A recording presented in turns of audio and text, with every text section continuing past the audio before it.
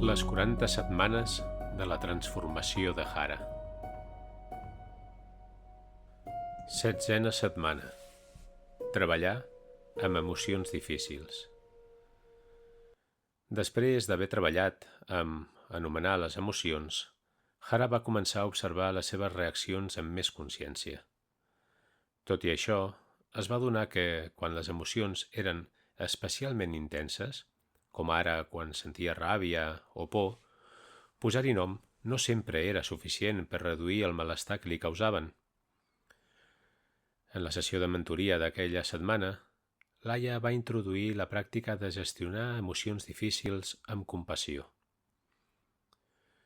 Quan estem davant d'una emoció que ens aclapara, el primer impuls és voler desfer-nos-en ràpidament, va explicar Laia amb la seva calma característica.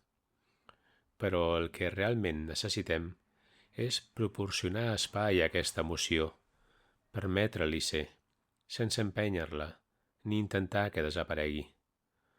La compassió cap a un mateix, cap a una mateixa, és fonamental aquí. I per a practicar-la, hem de reconèixer la dificultat del moment i donar-nos suport amb amabilitat. Hara va escoltar amb atenció, notant com les paraules de Laia li tocaven una fibra sensible. Ella sovint es resistia a les emocions difícils, intentant allunyar-se'n o distreure's per no sentir-les.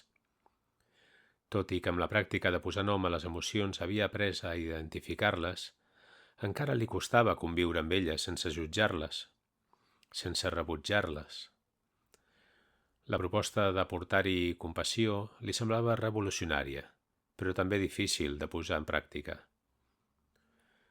Aquella mateixa tarda es va trobar en una situació que li va oferir l'oportunitat de provar-ho. Estava a la botiga amb els seus pares quan, de sobte, va sentir una onada de ràbia. Els seus pares discutien sobre una decisió de la botiga i, com sempre, Hara va sentir-se atrapada enmig del conflicte. No era la primera vegada que això passava. De fet, aquest tipus de situació era recurrent i sempre la feia sentir frustrada i impotent. Va voler intervenir, però va recordar les paraules de Laia. Reconèixer l'emoció i donar-li espai. Va tancar els ulls un moment, respirant profundament. «Què està passant dins meu ara?», es va preguntar. «Ràbia», va reconèixer. «Però també tristesa, perquè no sento que em tinguin en compte», va afegir-hi les paraules que Laia havia suggerit. «Això és difícil, és dur sentir-se així». Aleshores, en comptes de seguir lluitant contra la ràbia o intentar reprimir-la, va col·locar la mà sobre el seu cor. Un gest simple que Laia havia ensenyat a fer per transmetre compassió cap a un mateix. «Està bé», es va dir amb la seva mà al cor. «És natural sentir això. Està bé sentir-se frustrada». Quan va obrir els ulls, els seus pares encara discutien, però ella es va sentir més present. No calia fer que la ràbia marxés, només havia de ser-hi, com una amiga inesperada que necessitava ser escoltada. I, sorprenentment, només reconeixent i acceptant el que sentia, la seva postura va canviar. Va poder parlar amb més calma, fent-los saber que preferia discutir el tema amb tots junts més tard, quan estiguessin més tranquils. La tensió es va reduir, i fins i tot el seu pare, que solia enfadar-se ràpidament, va acceptar la proposta sense gairebé discutir. Aquella nit, estirada al seu llit, Hara va reflexionar sobre el que havia passat. No havia necessitat suprimir la seva emoció ni fer veure que no existia. En lloc d'això, li havia donat espai. Potser és això el que vol dir tenir compassió cap a un mateix, va pensar. Fins ara, havia associat la compassió amb oferir amor als altres, però mai havia considerat que també podria ser una forma de cuidar-se ella mateixa. Durant els dies següents, Hara va seguir practicant amb les emocions que anaven sorgint. Un matí, quan es va sentir aclaparada per una sensació d'ansietat pel seu futur, va fer la mateixa pràctica. «Això és ansietat», es va dir. I està bé sentir-ho. És dur no saber cap on vaig, però estic aquí per a mi mateixa. De cop, la intensitat de l'ansietat es va suavitzar. No es va esvair del tot, però Hara va sentir una nova forma de pau en poder reconèixer-ho sense haver-ne d'evadir-se'n. També va tenir un moment revelador amb en Miquel.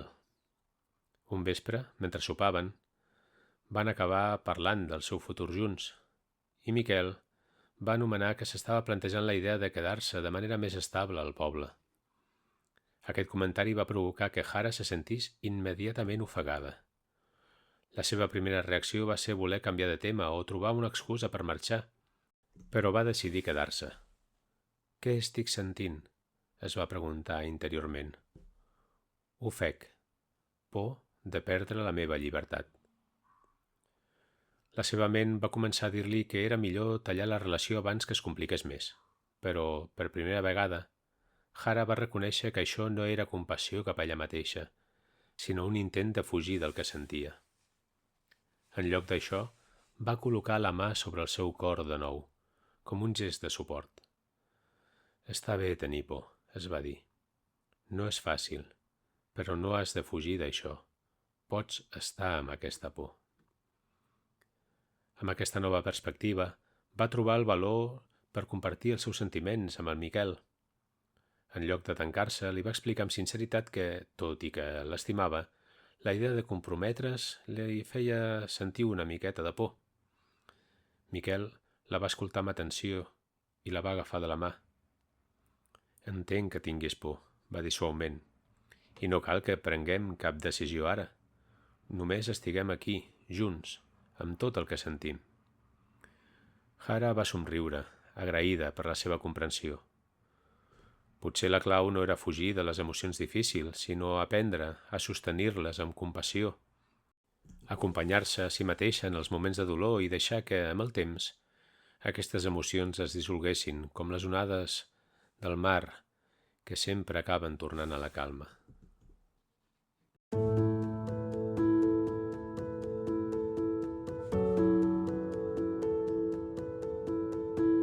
Pots trobar aquests i altres recursos visitant la nostra web www.atencioplena.cat.